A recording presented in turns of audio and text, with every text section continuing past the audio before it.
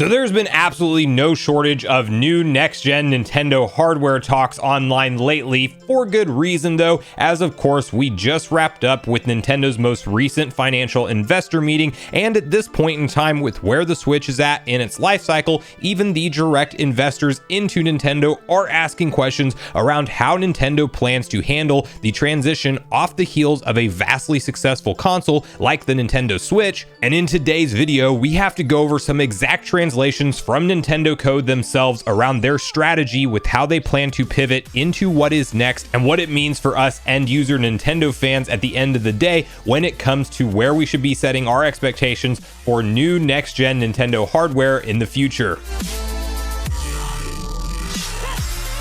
What's up, Nation? If it's your first time on the channel, make sure you join Sunbro Nation by subscribing below. Hit the like button on this video if you enjoy it today, and make sure you turn on your bell notification icon so you're kept up to date with all the newest gaming news. And as I mentioned, guys, today we have that fun topic on the table around new Nintendo Switch hardware, maybe just next gen hardware altogether, as clearly we don't know where Nintendo's going to pivot from here, whether or not they stick to the hybrid form factor that we've seen them have so much success with in the current era of console gaming. And it's just a convenient, nice concept to be able to take your games on the go and have that full AAA experience portably and in docked mode. And I think it's a winning formula for the foreseeable future. But if you've been around on the channel for a while, you know Nintendo likes to do Nintendo things, and that does mean that yes, we can sometimes expect totally random curveballs to be thrown from them, and they might get so creative in their own R&D boardroom meetings that they have around what's next that they come up with some wild new concept that's totally different than a hybrid form factor. I don't think it is time for anything different yet. I think you could rinse and repeat this Switch formula and just do a Nintendo Switch 2 or a more powerful Switch revision for realistically the next 5 to 10 years to come, until ultimately cloud technology kicks in and maybe there's zero latency, zero lag type of gaming performance that we can do from our tablets and things, that when we are not at home playing on a console, we can still experience that same game seamlessly on our iPads or Android tablets and have it all work flawlessly. But that technology is by no means there yet, and for the foreseeable future, a hybrid form factor console makes a ton of sense. But the reason you are probably seeing this discussed left and right online right now around Nintendo and their next gen hardware plans are a couple different reasons. One, it is just logically getting to that time where we should expect some kind of announcement, whether that be a temporary hardware refresh that's more powerful, or whether that is actually them pulling back the curtain on the true next gen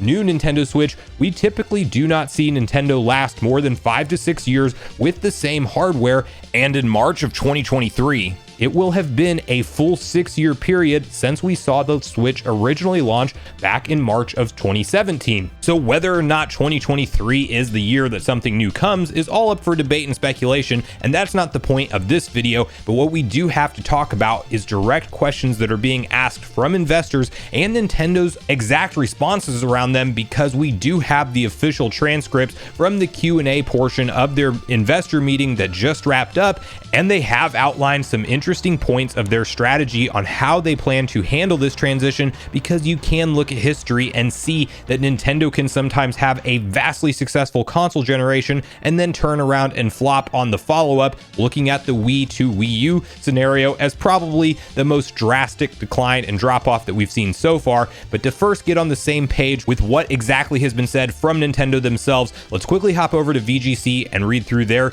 detailed transcribed article written up together. Nintendo emphasizes the importance of Nintendo accounts for its next-gen console. The company wants to connect its console to other areas of its business. Nintendo accounts were introduced in 2016 as a means of unifying the user experience between Nintendo's mobile games, online stores, and consoles. Players on mobile can receive rewards for completing challenges in console games and share a friends list. The accounts were integrated with Nintendo Switch when it launched in 2017, tracking user data such as friends lists, save files, experience data, software purchase history, and more. To date, more than 290 million Nintendo accounts have been created, according to the company. During an investor Q&A following the publication of its latest financial results, the company was asked if it would use data gathered from Nintendo accounts to influence its future software and hardware. Director Ko Shioda responded by saying that Nintendo would consider how to more easily connect its game business to experiences outside of gaming in the future, something he noted would be important for its next console. While he didn't specify which outside areas this would include,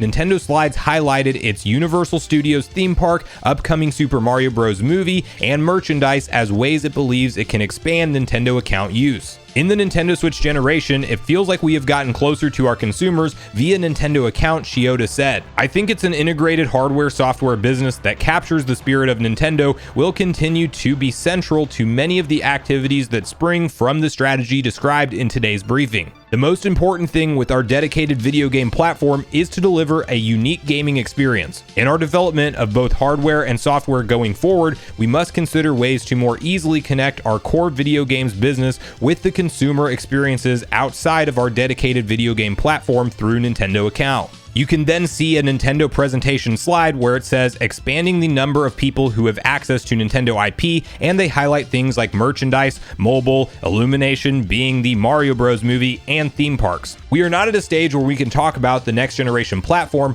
but we think it's most important to create unique integrated hardware software products. The activities we leverage through Nintendo account should be well connected to those products. According to presentation documents, Nintendo sees its accounts as a means of maintaining good, long-lasting relationships with the people invested in its IP. In its latest financial results briefing, the company said it would use the accounts to unify the experience across platform generations, in addition to adding value-added products and services for users. So the first major takeaway and really good news point from this exact statement from Nintendo is that gone are the days of us totally hitting the reset button on what their online infrastructure looks like. And you may remember on the channel in previous videos, I've talked about this as a very good news scenario for us, because when Nintendo decides to do something brand new from the ground up, that means absolutely no eShop game crossover, just a hard reset into next gen, absolutely no Nintendo Switch online crossover, meaning we might have to wait for them to drip feed out an entire roadmap of classic retro library of games once again.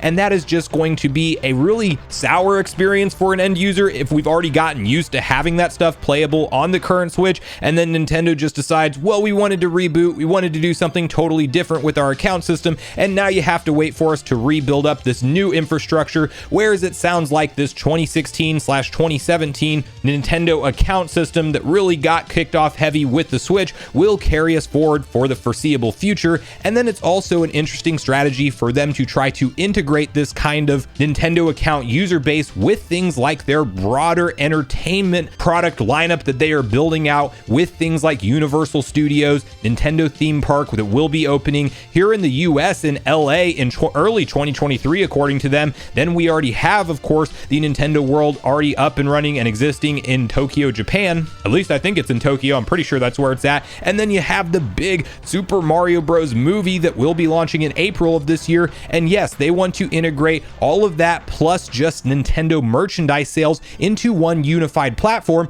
and I think that makes a ton of sense from a revenue and business profit standpoint, and you just can't really argue with the fact that this will only bring more money to the bottom line for Nintendo, which, remember, as end users and gamers, that is nothing but good news for us when it comes to budgets for new future Legend of Zelda games, new future Mario Bros. Games, Donkey Kong, all of the great IP that Nintendo own and control. It definitely seems like they are in a good business mindset to generate revenue and bring it forward into the future. And as I mentioned, regardless of which side of the fence you fall on with whether or not you think it is time for new Nintendo hardware, whether it's a Switch revision or a longer wait period and we have to wait for a true Nintendo Switch 2, they are absolutely in the heavy planning phases right now for bringing what is next to market, as they should be well into its almost full 6th year, and we will be talking about the 7th year soon for the console of the Nintendo Switch. But I want to hear from you guys at this point in the video, all your thoughts and opinions personally on where we are at with Nintendo Switch hardware today, and when do you think we do get that curtain pulled back for what Nintendo has next. So regardless of your thoughts and feelings on everything we talked about today, I do look forward to hearing from you all in the comments down below before you leave the video, as I do look forward to getting a back and forth conversation started with you all around these topics. Go watch yesterday's video next if you haven't already, which is on screen right now. Also, make sure you like, subscribe, turn on your notification bell, and I will see you guys in the next video.